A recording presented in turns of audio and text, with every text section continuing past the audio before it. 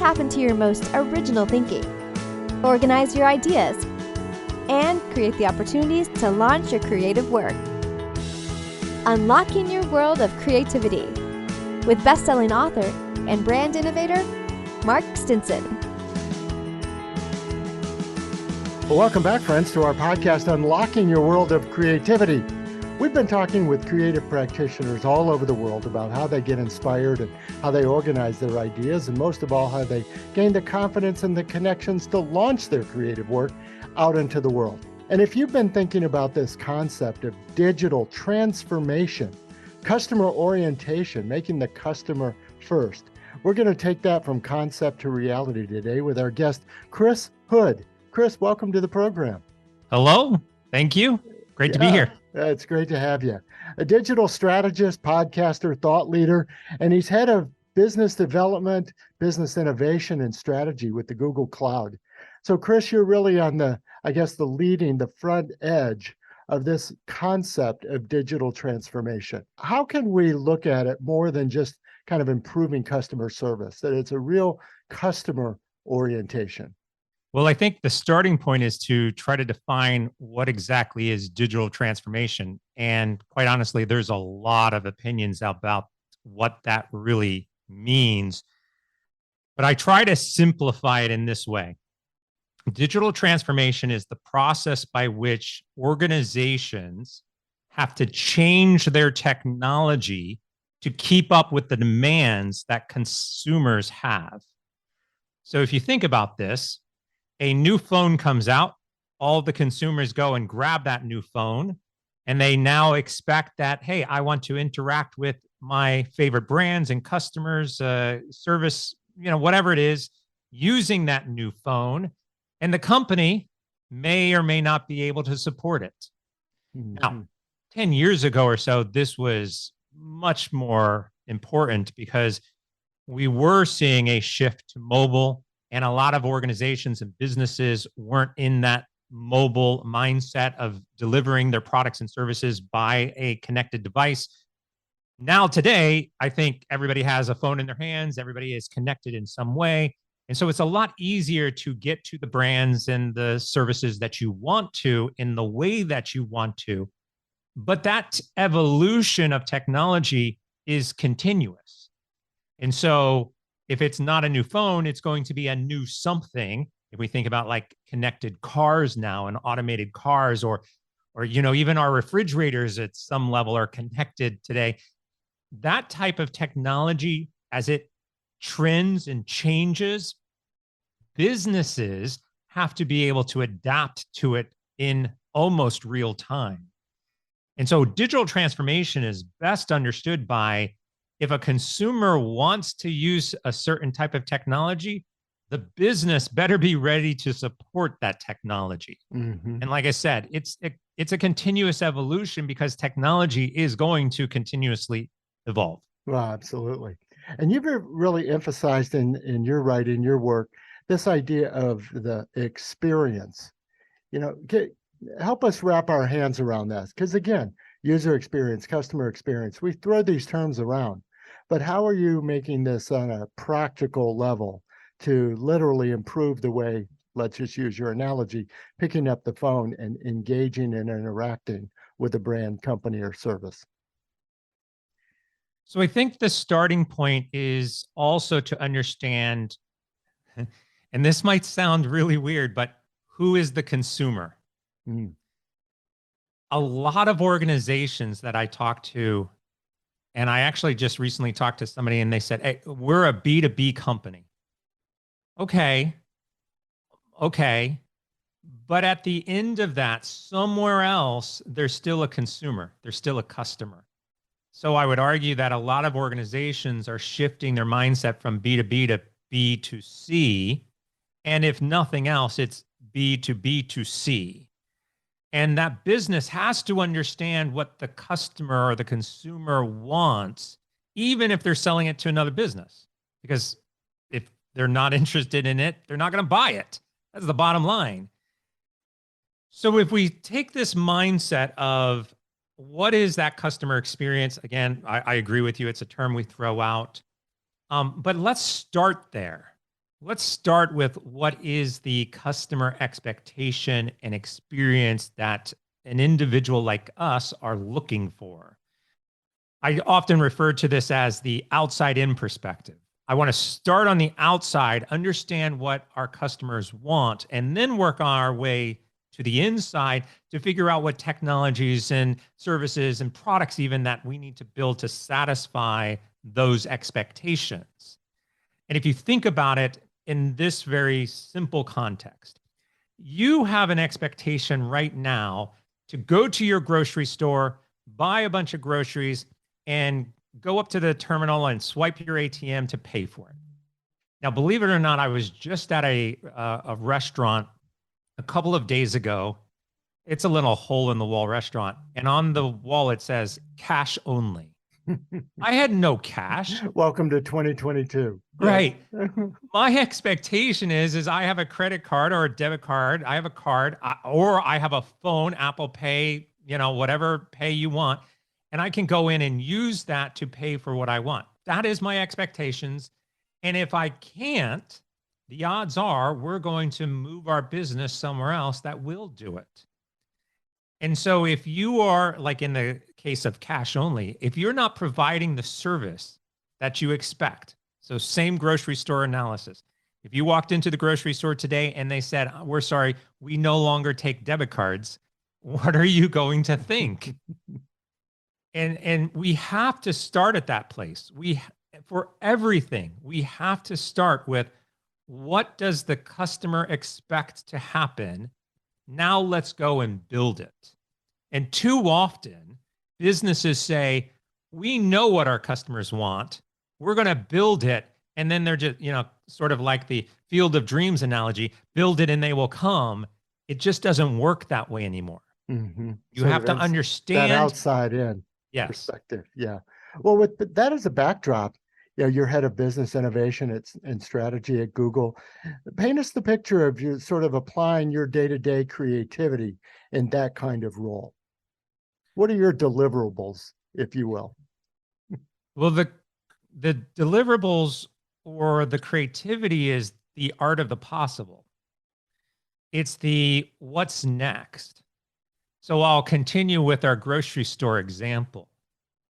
Let's just say that you are driving your car home from work. And as you're driving, because you have a smart car and it's connected to your device, it knows that, hey, you like ice cream. And all of a sudden it says, you know what? We're driving past a grocery store and we know that that grocery store has your favorite flavor of ice cream in stock. Ben & Jerry's Caramel Sutra for me. And hey, here's a coupon for you. And would you like us to place the order ahead of time? And there's going to be curbside pickup and you can just drive by and pick it up and go home. And we've already scheduled your favorite TV show so you can get home, sit down, watch your favorite show that has been pre-recorded or streaming and is set up for you, waiting to press play when you walk in the door. And you can enjoy your ice cream on the couch while watching your favorite show, right? That entire journey from leaving the office to getting home and sitting on the couch with my favorite ice cream and watching my favorite show is a connected journey. And there's multiple pieces to that. There's the grocery store, there's the car, there's maybe a coupon system, there's the TV and streaming service that you're using. There's maybe maps because it knows where the local grocery store is, and so on and so on. When we talk about customer service in a generic sense, we are typically talking about the singular experience of a singular company and product with a singular individual. We rarely are talking about the connected journey from the moment I leave to the moment I get home. And that is my individual personal journey. And today, I might have to use 5, 6, 7 different apps to create that journey or along that journey. None of them are actually connected. They're all individualistic events. Right. And so what I try to do is say, why can't we connect all of that? And again, this is just one example. No, it's a good but it one. gives you Yeah, Well, some insight and as it to what really how we think about shows, I guess, when you have that mindset of that connected journey, and I wanted to ask you how you instill, some people call it a culture of innovation. That's not just an individual thinker and contributor saying, hey, you know what we could do, but rather this team thinking or this overall corporate sense that we need to improve that journey. How could we as creative practitioners bring that to our organizations? Yeah, well, the first thing is that the organization has to be able to accept and embrace it, right? There are a lot of organizations that say, "Oh, there's our innovation team, or there's our design team, or there's our customer experience team, our marketing team, whatever. That's on them to go solve." In reality, it's everybody's responsibility at every organization to solve every problem. But businesses often don't think that way. If you have 100 employees, and we'll keep the numbers easy, if you have 100 employees and you say, your responsibility is to come up with all the great ideas, and we're going to ignore the other 99 people who work here, who are passionate about why they work where they work. You're you're losing out basically on 99% of your opportunities to find new revenue and be successful. Mm-hmm. And so first the company has to accept that every single person within that organization is responsible for ideas and creativity and innovation, business and partnerships. And if you can do that, then the next step is to say, okay, now that we've enabled it, how do we encourage it? How do we make it thrive? How do we actually take action on it, as opposed to, oh, we're just saying that everybody has the capability, but we're not actually doing anything with Right. it. It sounds good in the employee manual, but you're talking Right. about some classic walls and silos. I mean, the R&D versus the manufacturing, the sales and the marketing and the market research versus the, I mean, there's kind of these buckets, and everybody says, you know what we ought to do? you Yes. know, you Yeah. know what would really help, quote, the customer, which Yeah. probably means their customer and their day. But it sounds like that there is a way to permeate this throughout, whether it's a company, a nonprofit, whatever kind of enterprise it might be. Oh, yeah. Yeah. But again, it starts with building that culture. You have to embrace it. So to your point, the concept of, hey, you know what would really help? And you've got 1,000 of those people around the company saying the exact same thing. I'm sure there's people who are listening, and I know I've been in this position before where I've worked for a company and I've said, oh my gosh, I've got a great idea and I think our customers would love it. And here it is. And one of two things happen. Your manager says, yeah, I love that idea, and then takes it and uses it as their own idea. Or they say, no, no, no, no, you just work on this. That's not your responsibility. And thank you very much. And then what happens?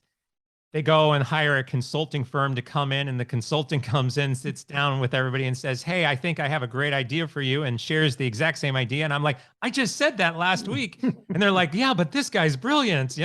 It's like, what's going on? That's a cultural problem. That's nothing else. That's a cultural problem where the organization is not supporting its employees and not encouraging that those ideas are valid. And Mm-hmm. when that happens, you get discouraged employees who don't then want to speak up. They're threatened by any number of scenarios, and you're dampening the overall stability and everything else within that organization. So it's really critical for executives top down to say, no, this is how we're going to run the business, and then stick with it. Yes. Well, you mentioned some of your past experiences in other companies. You've been in the media and entertainment industries with people like Fox and Disney and Universal. And I thought we'd talk to the listeners who are content creators for a moment. I mean, everything has changed about the way we consume content. And we all have said that and we know that. But somehow getting down to the individual filmmaker, the singer songwriter, the author, the TV producers who say we need to change the way we distribute because of this change in the way content is being consumed. What have you seen evolve, and where do you think we're at in that area? Not only has how we produce content changed, how we watch content or read content, listen to content like podcast, that has changed. The way we access, I mean, it's all changed. So if you think about even something like the movie theaters, used to be that was the only place to go see movies. Now I'm actually watching trailers at a movie theater for a streaming service. So they're trying to even push people to streaming while sitting there enjoying popcorn at a theater. And I think that's going to continue to evolve. We're seeing the emergence of shorter micro pieces of content. You know, you used to be able to sit down and watch a news station for an hour and enjoy it. Now, a lot of that is opinions and entertainment as opposed to legitimate news. And the news is reduced down to a 30-second clip. TikTok and services like that is where we're getting news, you know, as opposed to cable. The music industry has completely evolved. Instead of going through your traditional publishing and record deals, you can use services like Spotify and publish your own music and attach ads to it and get followers and get paid for that. So you've got people who are in their bedrooms producing stuff because it's something they're passionate about. The age of YouTube has completely changed how we look at content creation and content consumption. So it goes back to what we talked about earlier. We have these new expectations and new needs to find content that we are aligned with and watch it in ways that we want to. And businesses have to be able to keep up with that expectation. And it continuously evolves, and it will continue to evolve. Mm-hmm. Well, you mentioned the movie theaters, and I wanted to touch on some of your personal experience. It's always interesting how our careers get shaped by some of these early jobs. Yeah, I was the paper boy, I was the DJ at the local station. You were at the movie theater, literally taking the tickets and ushering people in and serving that popcorn. Yeah. How did that influence sort of your early thinking about these creative passions and practices? Well, one thing it did is it removed me from eating popcorn for a long time. No, yeah, I started working at a movie theater, you know, late 80s. Loved it. I absolutely loved it. And if I compare my experience of even just going to see a movie back in the 80s, early 90s compared to today, it's so drastically different. I mean, we had no concept of reserved seating back then. Mm-hmm. And you would stand in line to watch, you know, Indiana Jones as an example. And the lines would be around the block. And you had to get there 3 hours, 4 hours before the movie started so that you could get the prime seating. That experience and that social interaction of engaging with other people who are fans of the film with you in that moment was so special. And we've lost that. You know, that's one thing that technology has done is it's separated us somewhat from fandom. Now, fandom is still there. You can watch things like Star Wars and know, you know, the Comic-Con is still rampant. Even with COVID, you're still going to have fandom in some form or another, but it's been lost primarily because of technology.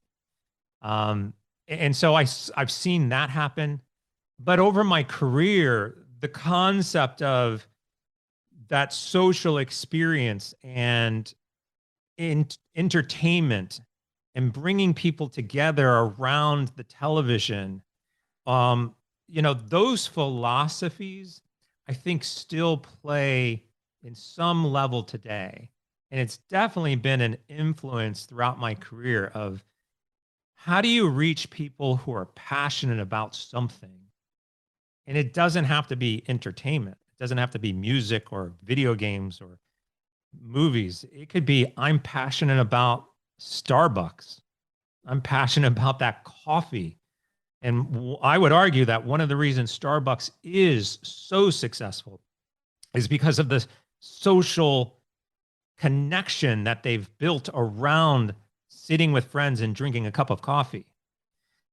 And I think, again, that conceptual community and passion, everybody is looking for in all walks of life with everything they engage with. That's why ultimately why we engage with things. You look at influencers across social media. They get followers because of their passion and then being able to share that passion with others. And so there's a lot of things that haven't changed, from that original stand in line for 4 hours and sit with a bunch of people that you don't know to cheer for your favorite movie, to influencers who are passionate about something and YouTube, hits going through the roof because you've got 1 million followers interested in something you have to say. Yes. Still content, still distributing that content, still passionate and fans, just different platforms. That's right. Well, as long as we're talking about creativity, we can't skip over your own creative passions and your own creative work in writing a fantasy adventure novel. So all this business transformation innovation, you're still finding time to write. And soon, I hope, cross our fingers, we're going to be publishing the novel soon.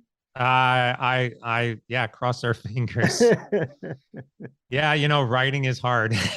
Yeah. Writing is hard, and it's definitely hard to get things published. And I'm trying to go down a more traditional path as opposed to self-publishing.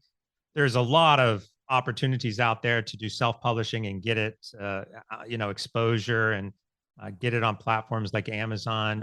I mean, anybody can do it, really. But to spend that time and energy and try to get it, through a traditional channel and have people read something that you've created. I love the idea. Believe it or not, 5 years ago when I actually started writing this, I had never thought about writing a book. It wasn't even on the top 10 things of like things I want to do in my life, like, oh, write a book. Like, I literally woke up one day and said, hey, I've got this idea. Maybe it's a book, maybe it's a series. And why not? Let's try it. And I had no idea what I was doing. And I had no idea what the process was going to be like, or what the art of writing is, or what the science of storytelling is. I feel like I've always been a great storyteller, all the way back to when I was at the movies and loving movies and watching stories unfold, and even being in drama class during high school and things like that. Like, okay, I get the concept of storytelling, and I do it all the time in my professional career.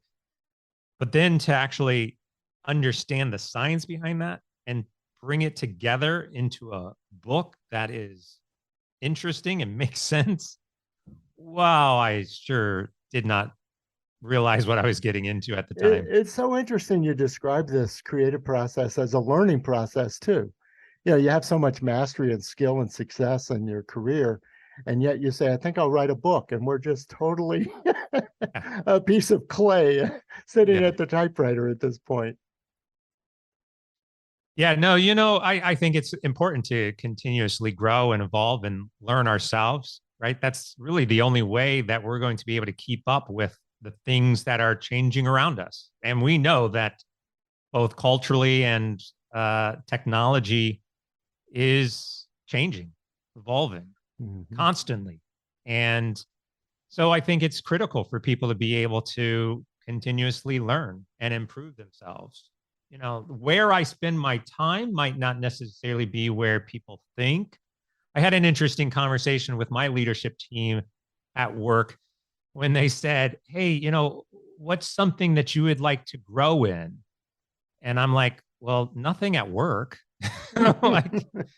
like I'd rather learn a skill that is for me personally, something outside of work, So, others might be like, yeah, I want to grow a specific skill that's going to help me in my career, or I want to learn how to surf or something, Um, for me, yeah, it was definitely personal. It was definitely a skill set that I thought, would be interesting. That again, like I said, I really didn't grasp the amount of time that was going to take, but yeah, I went with it. And I think that's something everybody should do. Well, and you dive in, you stay with it. Well, Yeah, Chris, can't thank you enough for sharing both your insights and your experience. absolutely. I really Pleasure. enjoyed the conversation. How do we stay connected with you? Where do we find you and read more about your work? The easiest place to do that would be at my website, chrishood.com. And then on there is all of my social links, my blog. You can read stuff, a way to stay in touch with the progress of my book. Yeah, everything is there. Yeah, well, listeners, definitely connect with Chris because the blogs are good and they're not just about innovation and transformation every day. There's some cool topics that I think kind of bring to light some of the creative things we're all working on in the various areas of our lives and careers. Well, my guest has been Chris Hood. He's head of business innovation and strategy at Google and with the Google Cloud. And he shared with us a lot of insights on business transformation, digital transformation, but also his own creative process. And we've learned a lot from that. So again, thanks for being on the program, Chris. Thank you. And listeners, come back for our next episode. We'll continue our around the world travels. We've stopped off in Southern California today, but we'll be going around the world talking with creative practitioners, how they get inspired, how they organize these ideas, and most of all, how they gain the confidence and the connections to launch their work out into the world. So until next time, I'm Mark Stinson, and we're unlocking your world of creativity. See you soon. Unlocking Your World of Creativity with best-selling author and brand innovator, Mark Stinson. This program was produced by BSB Media, creators of IntelliKey Leadership Stories, Unlocking Your World of Creativity, and thepeaceroom.love.